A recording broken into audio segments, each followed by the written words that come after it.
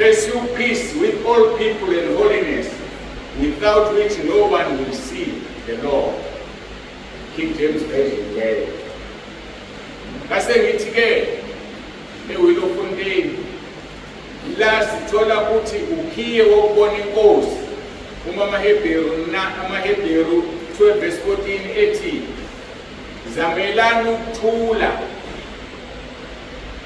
nabo bonke kanye nokungcweliswa ongenakho ngeke ayibone inkosi.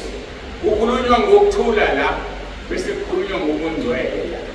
Ongenazo lezi zinto zombili ngeke ayibone inkosi. Okungukuthi ukhiye wokubona inkosi ukuthula nokungcwele. Mzalwana kufanele abe nenhliziyo exokozelayo. Akufanele sihlale emakhaya kube nengqobo. Baba nomama bayaxabana, nezingane ziyaxabana nabazali. Akuzwana kunokuxokozela. Umoya ongcwele akahlali lapho. So-ke ukuthula nokungcweliswa ukhiye wokubona inkosi ngokwamaHebheru 12 verse 14. Sishilo ukuthi lokhiye wakhiwe izinto ezimbili, ukuthula nokungcweliswa. Namhlanje-ke sizokhuluma ngohlangothi lwesibili lukakhiye, ngokuhlangothi lokuqala ukuthula, olwesibili ubungcwele. Ngakho-ke sizokhuluma ngobungcwele.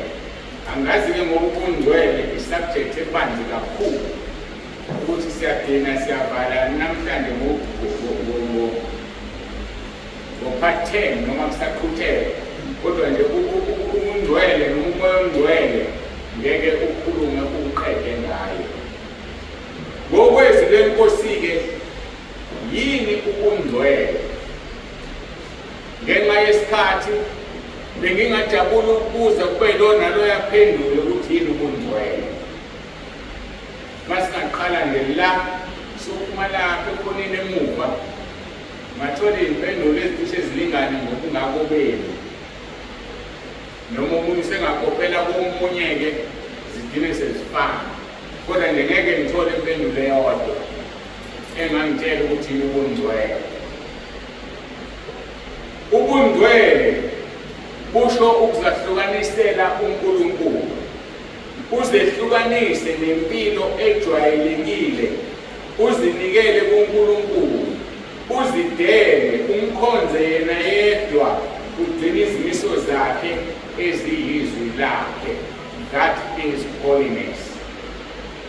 Angiphinde, ubungcwele busho ukuzahlukanisela uNkulunkulu, uzehlukanise nempilo ejwayelekile ephilwa abantu. Abantu beze bacabanga ukuthi uyahlanya wena, kanti awuhlanyi, ingoba usiyena walelizwe ungcwele. NoJesu bagcina besho njalo bethi unedimoni ngoba ephila impilo engcwele. Ukuzehlukanisela uNkulunkulu, uzehlukanise nempilo ejwayelekile, bese uyazinikela kuNkulunkulu, uzidele umkhonze yena yedwa, ugcine izimiso zakhe eziyizwi lakhe. Ubungcwele bungukuzahlukanisela uNkulunkulu. Yini eyenza uNkulunkulu ukuthi ungcwele? Why God is holy? uNkulunkulu ungcwele ngoba naye uzahlukanise nakho konke okungeyena. Ngakho-ke abantwana bakaNkulunkulu bayazahlukanisa nesono nokona ukuze babe ngcwele njengaye. uNkulunkulu ungcwele ngoba uzehlukanisile nakho konke okungeyena. Ingakho izwi lenkosi lapha kuTimotheyu ethi umpostoli Pawulu, uNkulunkulu ngeke aziphike, akaziphiki ngobungcwele. Uma ehlezi kuwe wena usuqala ungabi ngcwele uyaphuma, ngoba akakwazi ukuhlala kumuntu ongengcwele, because that means he is denying himself. Uyaziphika. uNkulunkulu akanakuziphika. Istandard sakhe asifuna sisodwa, that is holiness. Ngakho-ke zamelana ukuthula nabo bonke nokungcweliswa ongenakho ngeke ayibone inkosi. Ukuthula kuwukhiye ukuhambisana nokungcwele. Uthi ngelinye ilanga uNkulunkulu ku-Abraham, Genesis 17 verse 1, nginguNkulunkulu somandla, hamba phambi kwami ungenacala. Hamba phambi kwami ungenacala. uJesu ukhuluma amazwi ajulile ngelinye ilanga, beletho wesifazane wayephila. Uthi uJesu ongenacala akaqala ekhala umkhandela wakhe. AmaZulu-ke anesisho esithi inhliziyo enecala iphumula. Ngizama ukukhotha amakhosi aphathelene nencala. Wena injani yakho inhliziyo? Ayinalo icala nje. Injani yakho inhliziyo? Inhliziyo yesigebengu. Makathi sibulala umuntu, makuqhamuka iveni yamaphoyisa uyaqala, kanti amaphoyisa abedlulela nje. Awazi nakwazi ngoba inhliziyo yakhe ayiphumuli inecala, ucabanga ukuthi bazobopha yena. Injani yakho inhliziyo? Mayingabuya manje uJesu alanda ibandla lakhe uzohlwithwa na? Uthi uNkulunkulu ku-Abraham, nginguNkulunkulu somandla, hamba phambi kwami ungenacala. Sonke njengoba sila sihamba phambi kaNkulunkulu esibona. Maku-139 verse 1, uthi uyakwazi ukulala kwami, uyakwazi ukuvuka kwami, uyangiqonda. Lithi izwi lenkosi, wazi izwi lakho lisephansi kolimi, uyazi ukuthi uzokhuluma uthini ungakakhulumi. Wazi umcabango wakho ukude, uyazi ukuthi masiphuma la enkonzweni sonke njengoba sila sizobe sicabangani ngamunye ngamunye. Uyakwazi lokho. Yikho phela uJesu watshela uPetro wathi lingakakhali iqhubu zokusungike kathathu kwakungakenzeki, kwathi sekwenzeka uPetro wayesiyakhumbula ukuthi utshelile. Ngoba uJesu uyindodana kaNkulunkulu, bamunye, wazi izinto esingakazenzi sizozenza. Yingakho umpostoli Pawulu ekhala kuNkulunkulu ethi ngiyawutuba umzimba wami ukuba ngingathi sengishumayeza abanye ngilahlelwe ngaphandle, ngoba uNkulunkulu wethu akakhethi bani.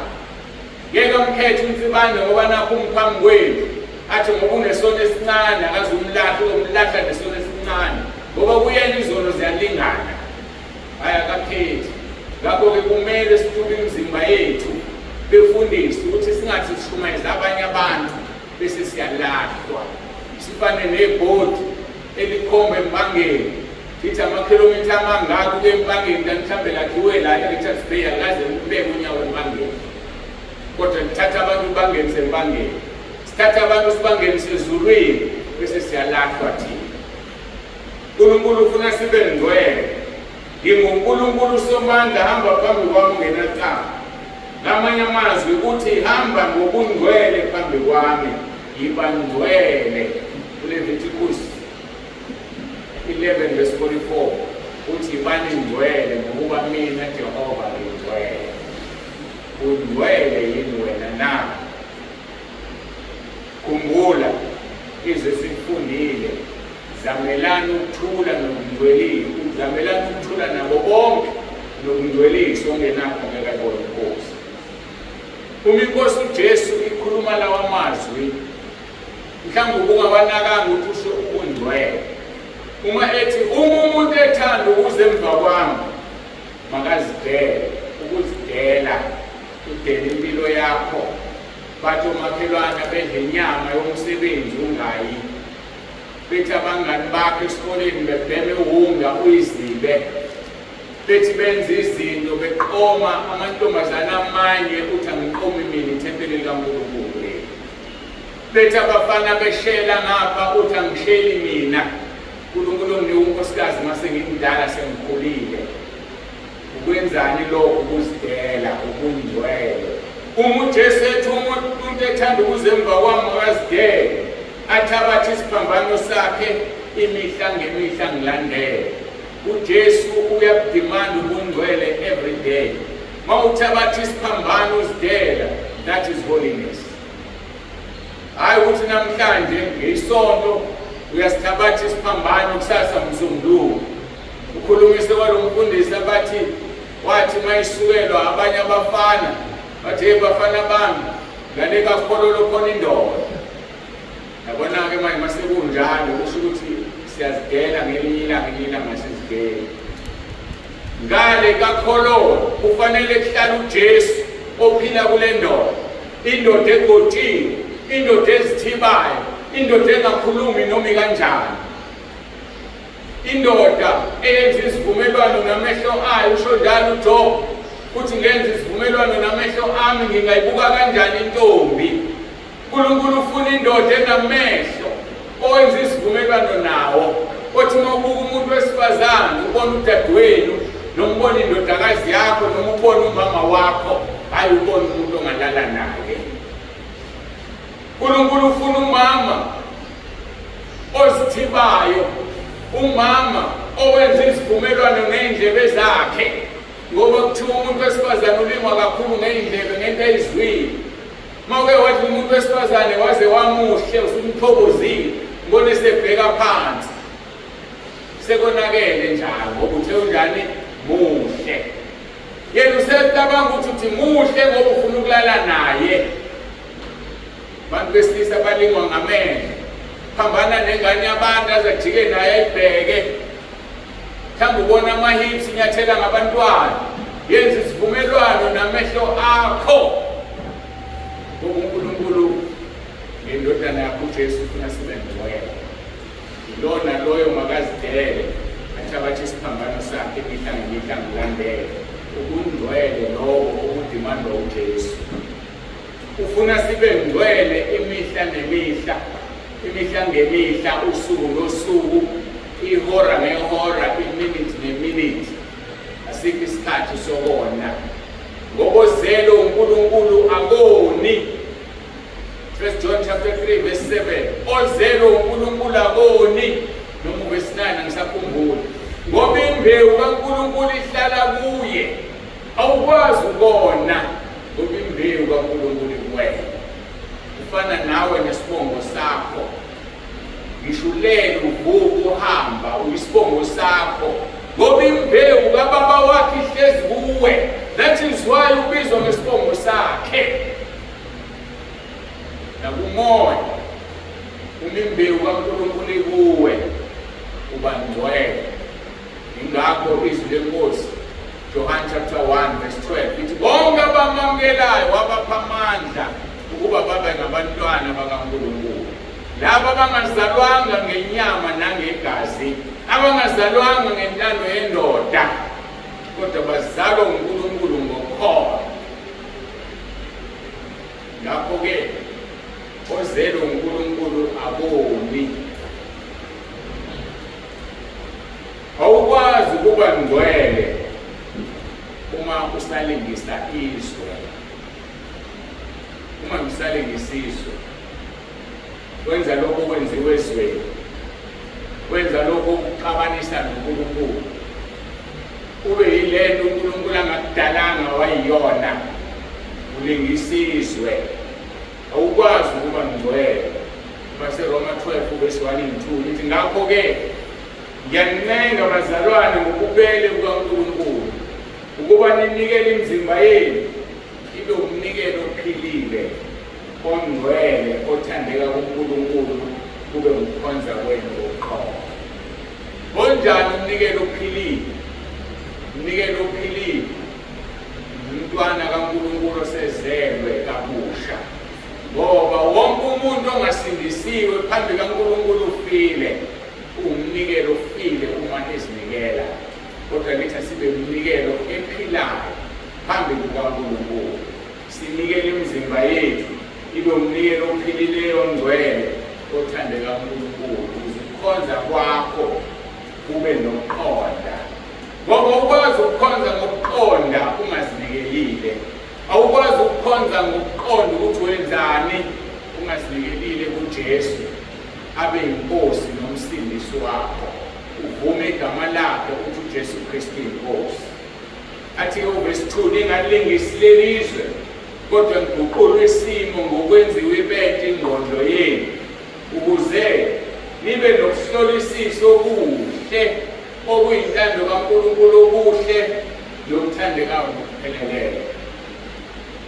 Umzalwane olingisa izwe akakwazi ukuhlolisisa okuyintando kaNkulunkulu.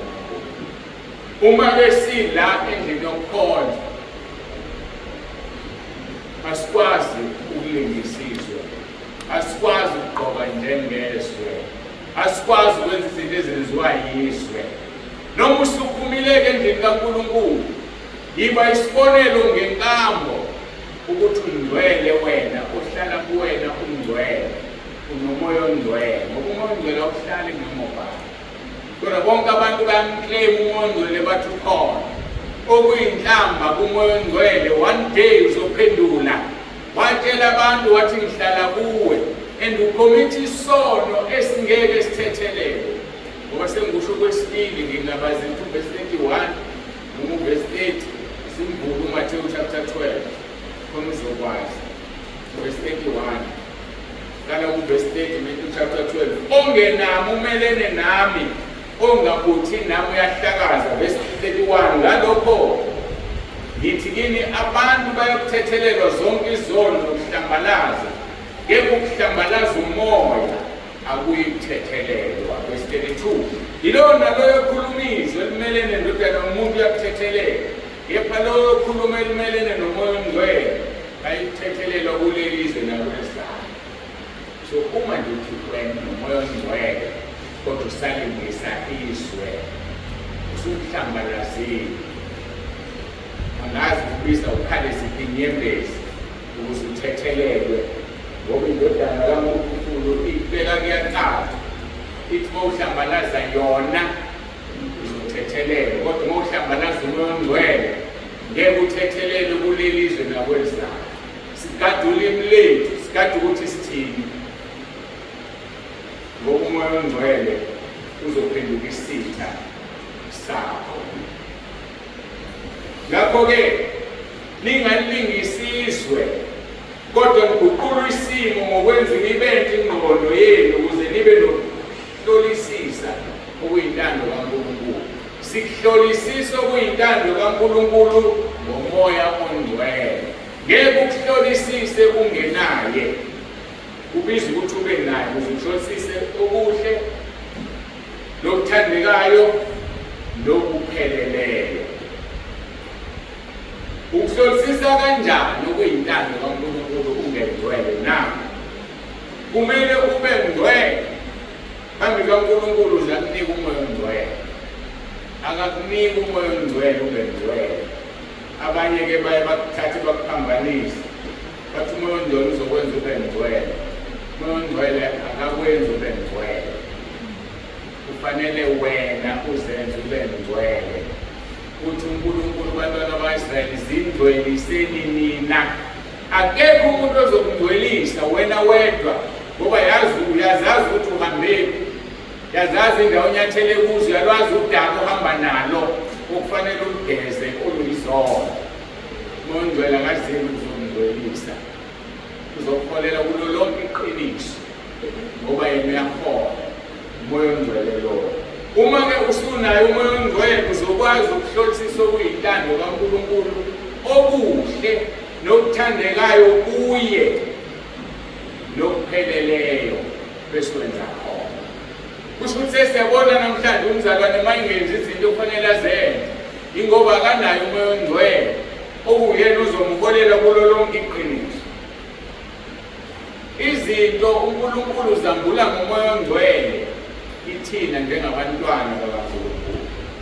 Uma ungenayo umoya ongcwele awunazo izambulo zikaNkulunkulu. Ubizwa ukuthi ube ngcwele. Uvuma uJesu ngoRoma 10:9.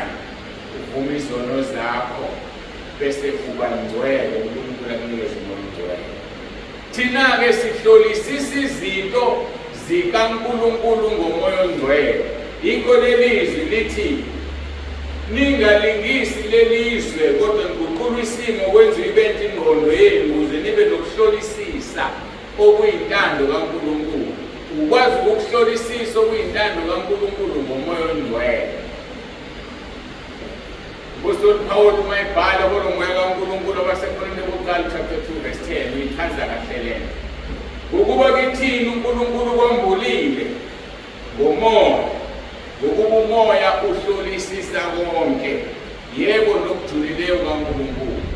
Sazi izinto ezijulile zikaNkulunkulu ngoba umoya wakhe okuthina ohlolisisa konke. Uma ungazazi izinto ezijulileyo zikaNkulunkulu ngoba umoya ongcwele awunaye. Bekufanele umzalwane nomzalwane abe nomoya ongcwele ngoba uma kunjalo sizoba ngcwele phambi kukaNkulunkulu.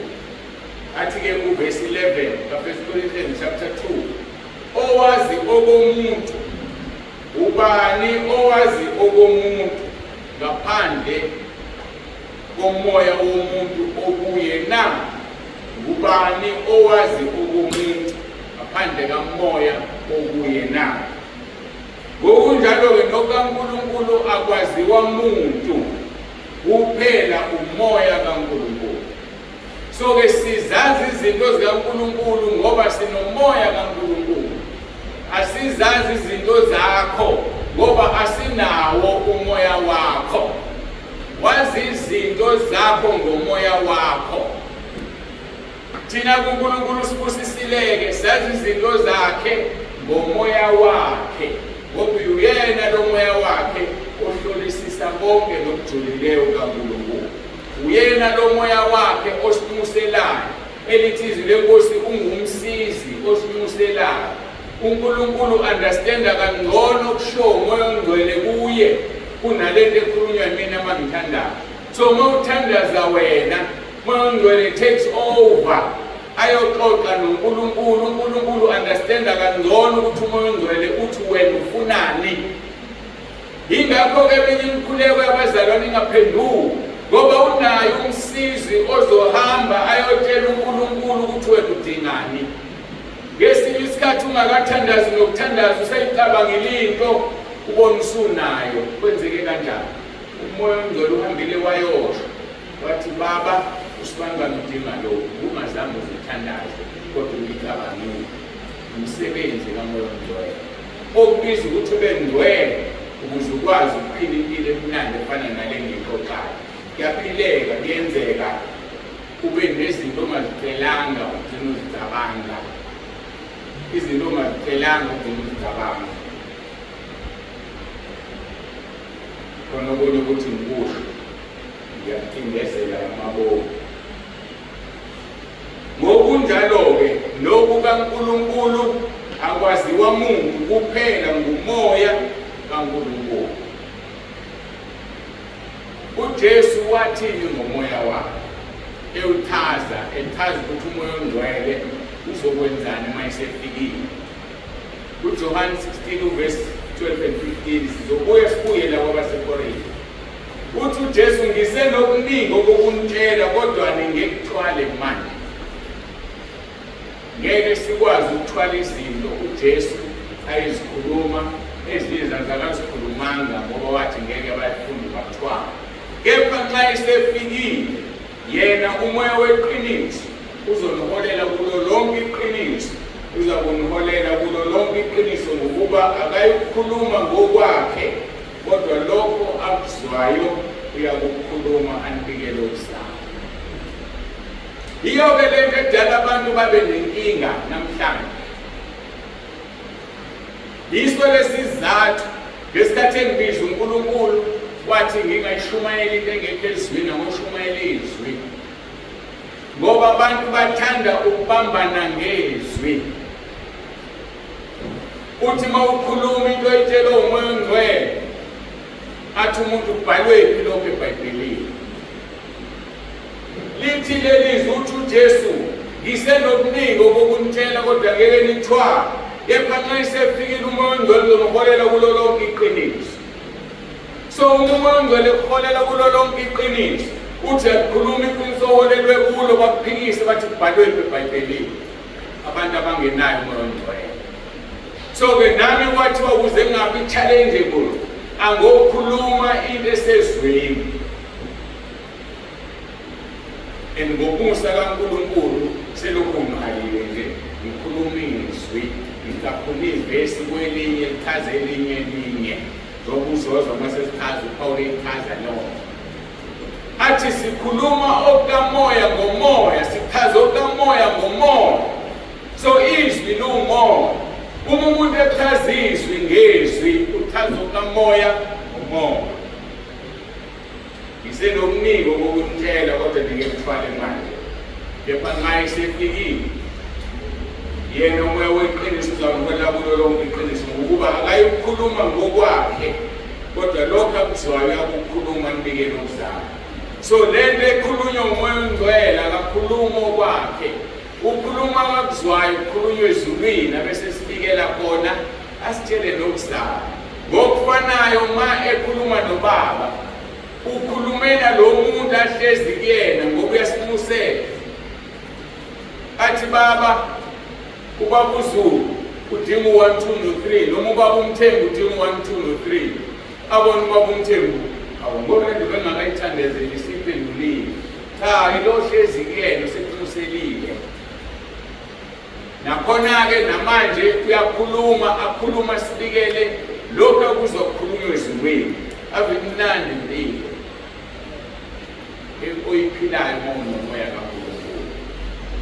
Athi kuverse 14 uyakungikhazimulisa ngokuba uyakuthatha kokwami anikele khona.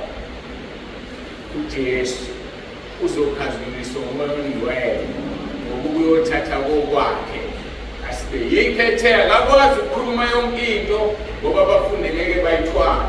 Kodwa umoya ongcwele ozoqhubeka la uJesu edine khona usiyafundisa. Ngamanye amagama izinto ezila eBhayibhelini aziphelele kukhona esizozifundiswa umoya ongcwele. Bese uSathane athatha ichansi-ke naye kube khona abathi banomoya ongcwele bengenaye nezifundiso zabo nezambulo zabo ezidukisayo. Ingakho umzalwane nomzalwane kufanele akhulekele umoya wokuhlukanisa. Lithi iBhayibheli 1 John chapter 4 khulekela umoya wokuhlukanisa ngoba baningi omoya babaprofeti abaphumile ezweni. Kodwa umoya ovuma ukuthi uJesu ufikile enyameni ngena yedwa umoya ungumoya kaNkulunkulu. Bayaprofetha-ke baningi kodwa ukuthi bathunywa uNkulunkulu. Yebo Matthew chapter 7 qala verse 21 uthi bothi ngangiprofetha ngegama lakho ngamshumayela negama lakhe bathi uJesu bedakima ngizange ukwazi. Ngoba kusho ukuthi umuntu uma eprofethi ukuthathwa kwasezulwini kuletha la. Wena njengomntwana kaNkulunkulu uyiba nomoya wokuhlukanisa. Uthi uJesu yakumkhazimulisa ngokuya kuthatha kokwami ngibikele khona ngesifiki. Bonke ubaba nakho kungokwami ngalokho-ke ngithe uyakuthatha kokwami ngibikele khona. Ukuthi yonke uJesu anayo ingekaNkulunkulu Baba. So kuyafana noma ngathi umoya ongcwele uthatha ukusho uNkulunkulu Baba noma uthatha ukusho uJesu, they are one. OkaNkulunkulu Baba okaJesu, okaJesu kaNkulunkulu Baba. Sibuyele lapha kwaseKolinte chapter 2 ebesibhizi nawo. Sesiqhubeka kuverse 12. Kepha-ke thina samukelanga umoya wezwe, kodwa umoya ovela kuNkulunkulu ukuze sikwazi esiphiwe uNkulunkulu ngomusa. Asamukelanga umoya wezwe, kodwa umoya kaNkulunkulu owenza sikwazi esiphiwe uNkulunkulu ngomusa. Uyakwazi yini ukuphiwa uNkulunkulu? Uyasazi isiphiwo sakho? Uyasenza isiphiwo sakho? Okubuhlungu ukuthi one day songa phambi kwesihlalo sokwahlulela athi uNkulunkulu wena ngangifuna wenza u1 2 no3 ebandleni lami uzange wenze. Ngoba sikwazi ukufuna uNkulunkulu kuwe, and you can only know it through the Holy Spirit. Umoya ongcwele ngekho kuwe ngeke ukwazi. Ngoba umoya ongcwele ohlolisisa kaNkulunkulu akuyasitshela. Umoya ongcwele ohlolisisa wena hamba utshela uNkulunkulu. Ungumsizi, uyilink. Akudingi ngesinye isikhathi uzuthandaze, uyagijima yena qala yokukhuluma. Ngakho-ke asamukelanga umoya wezwe, kodwa umoya ovela kuNkulunkulu ukuze sikwazi esiphiwe uNkulunkulu ngomusa. Ibuze ithi uyakwazi wena ukuphiwa uNkulunkulu ngomusa? Uyasebenzisa isiphiwo sakho na? Noma uyothi uNkulunkulu bengazi ukuthi uvuna lapho ungafazanga khona, ngalithatha ithalente lakho ngaligqiba.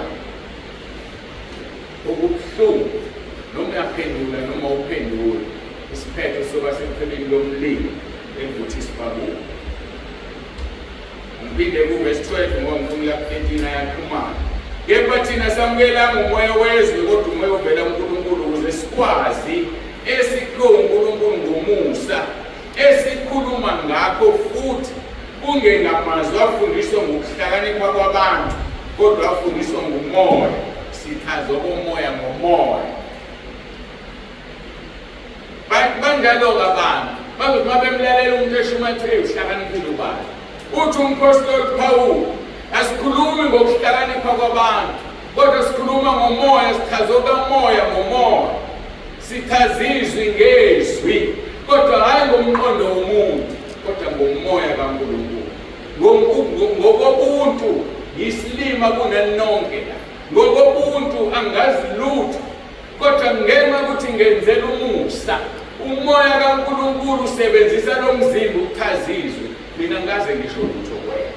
Yingakho ngikhuluma isizwe, ngiphuma kwelinye ngingene kwelinye. Ngoba umoya kaNkulunkulu ukhuluma. Futhi-ke esikhuluma ngakho futhi kungenamazwi afundiswa ngokuhlakanipha kwabantu, kodwa afundiswa ngomoya, sithazwa komoya ngomoya. Umuntu wemvelo akakwamukeli okukamoya. That is a problem. Umuntu wemvelo akakwamukeli okukamoya. Njengoba kade sisho sidlo, uthi uJesu odla inyama yamaphuzu igazi lami unokuphila okuphakade. Abafundi abayi-understandanga leyo nto. Uma ufunda uverse 66, abafundi bamfulathela uJesu bahamba. Wayesebuza kuPetro wathi nani ngifuna ukuhamba balandeleni. Petro siyo yakhe ngoba mazokuphinda kwena. Izinto zikaNkulunkulu asisi-understanding ngenyama. Ku-1 John chapter 2 ekubeka kuqala ethi masikhuluma izwe alisizwa. Ngoba thina sibona bezwe sikhuluma kukaNkulunkulu lapho sikhona. Akumangalisika abantu bephuma ekhaya lezwi, bayaphuma ukuthaphuthaphu kuWhatsApp, bakhishwa ukuthi abezwa ukuthi kuthiwa, hayi futhi abezwa. Futhi ngeke sibasole bengezwa, ngoba kukhulunywa igama elibuhlungu eBhayibhelini, ukholo. Akusikho nokwabantu bonke. kwabantu uNkulunkulu ababalobile encwadini yakhe. Ukukholwa akusikhona kwabantu bonke. Angikhuluma kizwe lithanda ukujula kanjalo. Abantu abazophuma lapha bafike bathi sibanduthele. Ngiyamvulisa lona ngivula abaseThesalonike uzibonele. Verse 2, chapter 3, verse 2. Verse 2, chapter 3, verse 2. Uthi nokuba sikhululwe kubantu abadukileyo nababi, ukuba ukukholwa akusikho okwabo bonke. Ukukholwa akusikhona okwabo bonke abantu. Kubuhlungu, iqiniso elibuhlungu leli. Ukukholwa akusikhona okwabantu bonke. So besihleli sonke la endlini. Akusho ukuthi ngoba sisonke la endlini ukukholwa kwethu sonke khona ungekholwa kwabo ukukholwa. Izenzo chapter 19. Siqala ukufunda verse 17. Ngithanda lento ukuthi ukukholwa akusikhona kwabantu bonke. Ngoba ngiyazi uma sengikhulumile ejulile kuba nemibuzo abantu ba-complain. Complain enye indoda kimi ngelinye ilanga. Ngathi uma sengiyitshela ngivulele izwi yabaleka ekhaya lezwi yahamba. Uthi verse 17 lokho kwezwakala kubo bonke abakhileyo eFesu, abaJuda namaGreki, ukwesaba kwabehlela bonke ladunyisa igama leNkosi. Verse 18 nabaningi kwabakholwayo beza bazivuma bazibika izenzo zabo. Ayinathi ngibulekele wrong. Ngibuleke wrong. Ngizothola le mali sizo inkosi. Ngibuleke wrong. Ngikukhuluma okunye. Okay. Zenzo chapter 13 ngiyaqolisa. Zenzo chapter 13. So kufunda verse 47 no 48. 48 kule muqondile. Bekuhle ngilokhuluma bese ngikhothinge wrong. Kuseka futhi. Maningi amavesi ababeke ekhanda lami uNkulunkulu. Zenzo chapter 13 verse 47. Ngokuba inkosi siyalezile kanjalo ukuthi ngikubekile ube ngukukhanya kwabezizwe, ube insindiso kuze kube semkhawulweni umhlaba. Verse 48. Kwathi abezizwe bekuzwa lokho bathokoza, balidumisa izwi lenkosi, bakholwa bonke ababemiselwe ukuphila okuphakade. Ukuthi bakhona abanjani abangakumiselwe. Bakhona abangakumisela ukuphila okuphakade. Ngakho bambisisa lokho kwaziyo lokunika uNkulunkulu ungaphiki nomuntu. Ngoba uzophika nomuntu kanti umuntu ongakumisela engunaphakade. Akudidise uphume endleleni.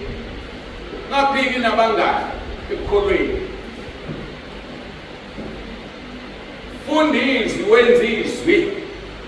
Enokubuhlungu kakhulu ngesinye isikhathi ungaphiki nomfundisi. Ngoba umfundisi ngesinye isikhathi usebenzela isisu sakhe. Ngeke alibeke iqiniso ebandleni njengoba silibeka ngokwazi ukuthi abantu bazohamba uhamba umnikele. Kodwa uma usebenzela izulu uzolibeka iqiniso ndwalinjalo ukuze igazi labantu lingabuzwa kuwe. Jeremiah 48 verse 10 lithi uqale kusiya umuntu ogodla inkemba yakhe egazini. Ngeke mina ngigodla inkemba enginikiwe egazini. Ngitshela iqiniso ukuze igazi laloyo ohlezi la, laloyo ozolalela no WhatsApp, laloyo ozobuka ku YouTube lingabuzwa mina. Ngeke ngingiligodle. So ke lithi izwi lenkosi bakholwa bonke ababemiselwe ukuphila okuphakade. Ngoba bakhona abangamiselwe. Asivale ngobiza 43 etopic. Bese ngiqedela intshumayelo. Asivale ngobiza 43. Bese ngiqedela ichaza ukuthi ukukholwa kusekhona kwabantu bonke. Ngoba ngiyazi bengigcine ngasavulanga la ukuthi ngishumayele enye into yathela indoda. uJesu unomusa wafela lokho sithethelelwe sonke. Sithethelelwe sonke iqiniso nganoJuda wayehamba noJesu kodwa wamkhaphela ukulekhotha sibokweni. Khona abantu abadalela umbuso kaNkulunkulu, khona abangawudalela iqiniso elibuhlungu lelo. Isaya 43 sokuqala kuverse 6 ngamabomu. Sibheke lapha kuverse 7. Uthi ke uNkulunkulu ufuna abantu bakhe abagcwele emhlabeni. Uthi ngiyakusho kuyo inyakatho ngithi balethe, nakuyo iningizimu ngithi ungabagodli. Lethana amadodana ami akude namadodakazi ami, ukuba phume emkhawulweni womhlaba. Verse 7. Onke abizwe ngegama lami, nengiwadalele inkazimulo yami, engiwabumbile nengiwenzile. Abadalele ini? Inkazimulo yami. Ngoba bakhona ngabadalelanga inkazimulo yami. Ake bengifuna ukugcwalisa ngoba bazothi abantu sebangikhuluma into engekho. Khona abadalela umuso wezulu nabangawudalela. Inkinga yakho ila. Musuhamba uthatha noma yini ekhulunywa noma ubani. Ngoba mhlambe lo myeni wakho ukuphazamisa akakudalela izulu. Mhlambe lo nkosikazi wakho ukuphazamisa akakudalela izulu. Mhlambe le ngane yakho izokuphazamisa ekudalela izulu. Bambisisizwi ulethe. Ngoba mhlambe nomfundisi omephambi kwakho akakudalela izulu.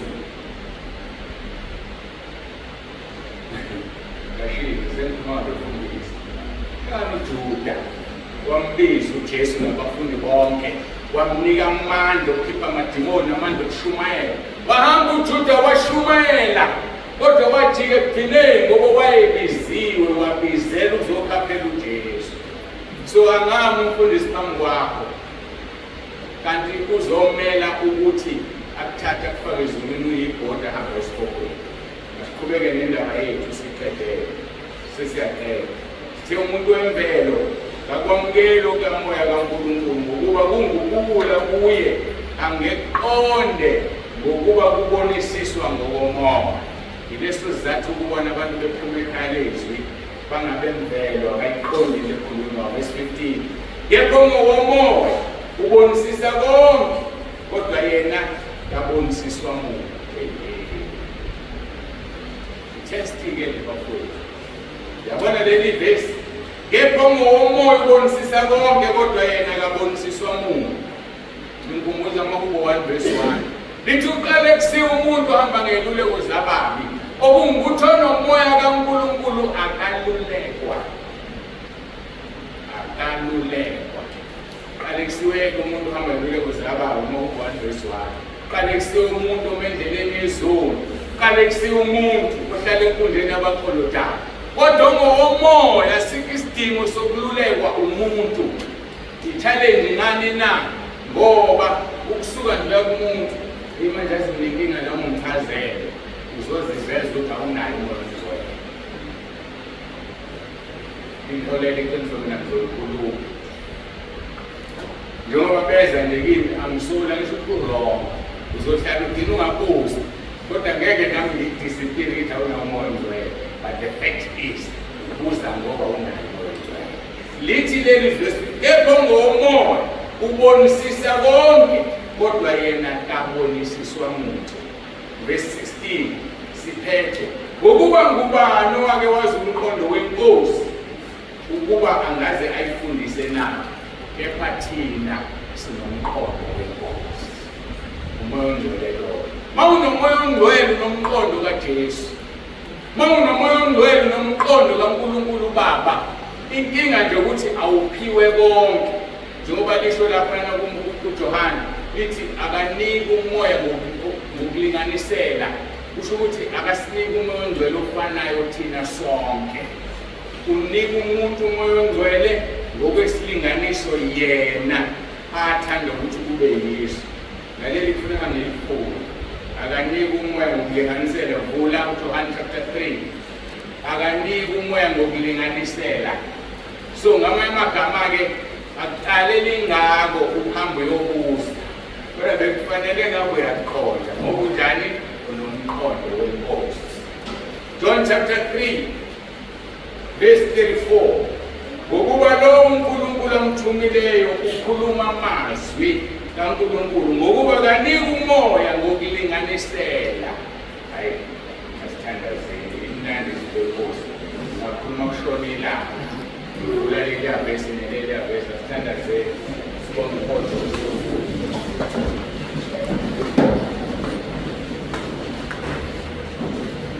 Baba, egameni lomkhweli wethu uJesu ophilayo, siyabonga umoya ongcwele usifundisile namhlanje, usifundisa ngawe uqobo ukuthi ungubani, usebenza kanjani, uhlala umuntu onjani. Siyabonga kakhulu Moya Ongcwele, siyabonga. Udumo lonke masithi uJesu Kristu inkosi, lithi iBhayibheli uya kuNkulunkulu Baba. Siyacela-ke ukuthi namanje qhubeke naloyo ikhulume ingeneze lenkonzo ezindlebeni zethu, ukuba sisizakale Nkosi, sikwazi ukufika ezulwini ngosuku lokugcina. Namhlanje usivulela amasango amasha ezwi, usinika ukhiye ukubona. Wathi asijonge, asizamele ukuthula nabo bonke abantu, nokungcweliswa ngoba ongenakho ngeke akubone. Sizwile ngesonto edlule ukhuluma ngokuthula, namhlanje ukhuluma ngokungcwele okutholakala kuMoya Ongcwele. Siyabonga Nkosi kakhulu, usisekelo naloyo ofikile manje, noma sebephindele emuva bathi balondoloze endleleni yonke, baphephe Nkosi ngaphezu kwakho konke. Yenza izwi lakho ngo-125 verse 2 othi njengokuba iy'ntaba zakhe iJerusalema, kanjalo abantu bakho uyabahaqa kalokhu ukuze bephakathi. Haqa kube lo naloyo, umzungeze ngemva nangaphambili, ubeke isandla sakhe nomndeni wakhe ngokunjalo abangekho la. Ngibanikela kuwe Nkosi, siyafisa indeni ethi isindiswe.